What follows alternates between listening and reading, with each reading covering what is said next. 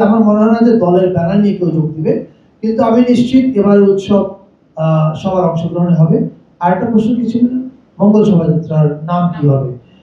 এটা তো শোভাযাত্রা। এখন আপনারা জানেন যে এটার নাম একসময় ছিল যশোরে যখন হয় তখন বর্ষবরণ শোভাযাত্রা, ঢাকা আসার পরে হলো বর্ষবরণ আনন্দ শোভাযাত্রা, এরপরে আবার এটাকে বানানো হলো মঙ্গল শোভাযাত্রা। তো এবার কি হবে এই বিষয়ে ঢাকা বিশ্ববিদ্যালয় তারা আলোচনা করছে, তারা সিদ্ধান্ত নিয়ে আগামীকাল জানাবে। Thank you.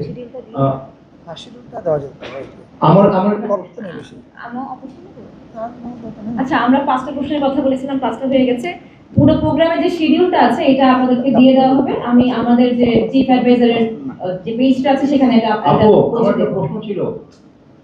আমরা আচ্ছা আরেকটা আচ্ছা আমি যেটা বলতে যাচ্ছি সেটা হচ্ছে যে গতকালকে বরিশালে একটা আপনারা জানেন যে সাধারণত মন্ত্রণালয় বিভিন্ন জেলায় যে পরিমাণ অর্থ বরাদ্দ দেয় এবং উপজেলায় আমরা এবার সেটা দ্বিগুণ করেছি।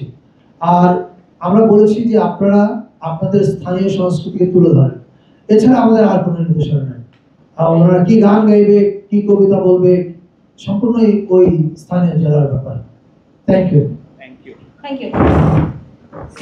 পরে আমার সঙ্গে তথ্য সচিব মহোদয়ের মিটিং আছে, সেই মিটিংয়ে আমরা কোন কোন অনুষ্ঠানগুলো প্রচার করা যায় আমাদের কাছ থেকে ওনারা আমাদের পরামর্শটা শুনতে চাচ্ছে।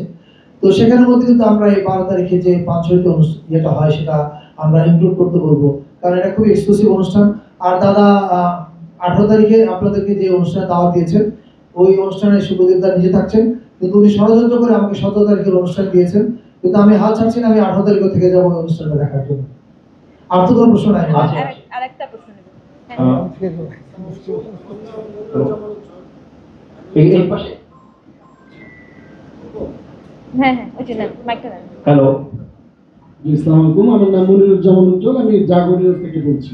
মঙ্গল শোভাযাত্রার নাম পরিবর্তন নিয়ে একটা কথাবার্তা হচ্ছিল, এটার সর্বশেষ অবস্থা যদি জানান। আরেকটা বিষয় হচ্ছে আপনি বলেছেন যে ইনক্লুসিভ সবাইকে নিয়ে করতে চান, এক্ষেত্রে ইসলামিক দলগুলো বিশেষত আমি যদি বলি যে জামাতে ইসলামী এই মঙ্গল শোভাযাত্রায় কোনো অংশগ্রহণ থাকছে কিনা?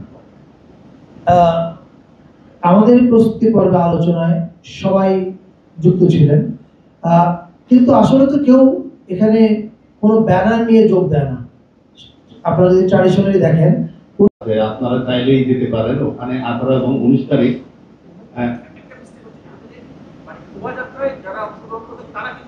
নিমন্ত্রণ দিয়ে রাখতেছি যে 18 এবং 19 তারিখ, 18 তারিখ বান্দরবনে আমাদের যে মামাদের ট্রেডিশনাল যে পানি খেলা হয় সেটা হচ্ছে বান্দরবনে 18 তারিখ, 19 তারিখ হবে রাঙ্গামাটিতে, তারাই করবে।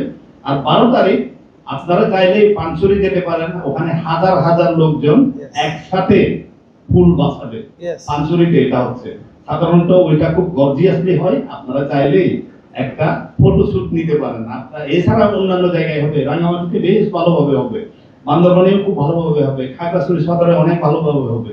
আপনারা ফুল বাঁচানোটা একটু দেখে আসেন, 2টা স্ন্যাপ রেখে দেন কাজ ভবিষ্যতের জন্য।